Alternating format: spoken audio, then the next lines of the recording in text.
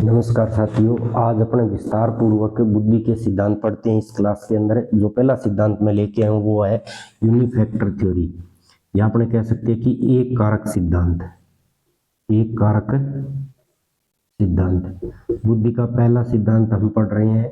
एक कारक सिद्धांत है, एक कारक सिद्धांत है। अब इसके देखो उपनाम देख लेते हैं पहले इस सिद्धांत के उपनाम और क्या क्या है। उपनाम अपने यूनिफैक्टर थ्योरी, यूनिफैक्टर थ्योरी बोलते हैं इसी को हम बोलते हैं एक सत्तात्मक सिद्धांत। भी एक कारक की क्या है? सत्ता। एक सत्तात्मक सिद्धांत, इसी को बोलते हैं हम निरंकुशवादी सिद्धांत, या इसी को अपने देखें तो ये कह सकते हैं कि यूनिटरी थ्योरी भी बोलते हैं इसी को। ठीक है, एक तत्व सिद्धांत भी कहते हैं इसी को, एक तत्व सिद्धांत है। देखो जो एक कारक सिद्धांत है, पहले की क्लास में मैं बता चुका हूं कि इसका जो प्रतिपादन है वो अल्फ्रेड बिने ने किया था। इसने अल्फ्रेड बिने, जो फ्रांस के थे, कौन से देश के थे? फ्रांस के। अल्फ्रेड बिने या एल्फ्रेड बिने आए या बिनेट लिखा है, बिने आ जाए चाहे बिनेट आ जाए एक ही बात है। ये जो है इसके प्रतिपादक माने जाते हैं। एक कारक सिद्धांत के प्रतिपादक कौन है? Alfred beneath. इसके सहयोगी है तो इस सिद्धांत के अंदर समर्थन करता वो है स्टर्नबर्ग,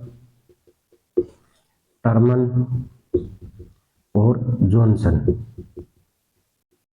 तो ये तीन व्यक्ति है, वो क्या है, इस सिद्धांत के समर्थन करता है एक कारक सिद्धांत के। एक कारक या यूनिफैक्टर थ्योरी या यूनिटरी थ्योरी भी बोलते हैं। एक सत्तात्मक सिद्धांत है, निरंकुशवादी सिद्धांत या एक तत्व सिद्धांत। अब सिद्धांत का अर्थ देखते हैं।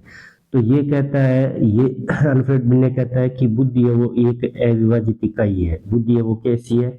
अविभाज्य इकाई है, जिसके द्वारा सभी मानसिक कार्य किए जाते हैं। जिसके द्वारा क्या होते हैं? सभी मानसिक कार्य किए जाते हैं। किसके द्वारा? बुद्धि के द्वारा सभी मानसिक कार्य किए जाते हैं। और बुद्धि है वो एक अविभाजित इकाई है, मतलब बुद्धि के अंदर केवल एक ही कोई ऐसी शक्ति है जिसको इसने मानसिक शक्ति कहा है। एक ही मानसिक शक्ति है बुद्धि है वो क्या है? एक खुद ही मानसिक शक्ति है जिसके द्वारा सभी मानसिक कार्य किए जाते हैं। तो ये ध्यान रखना है।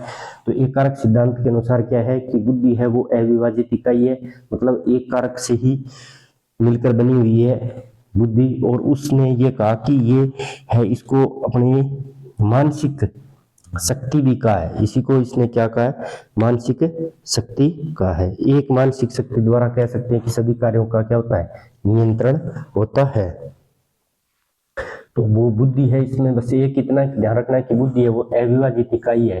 किस सिद्धांत के अनुसार बुद्धि है वो अविभाजित इकाई है? तो वो है यूनिफैक्टर थ्योरी या एक कारक सिद्धांत के अनुसार। और इस सिद्धांत में ये कह रहा है कि जो बुद्धि है उसके द्वारा सभी मानसिक क्रियाएं नियंत्रित होती है। अर्थात अपने ये कह सकते हैं कि एक मानसिक शक्ति के द्वारा सभी कार्य किए जाते हैं। तो ये थोड़ा ध्यान रखना है। नेक्स्ट अपने पढ़ेंगे टू फैक्टर थ्योरी, जो आगे की क्लास में पढ़ेंगे।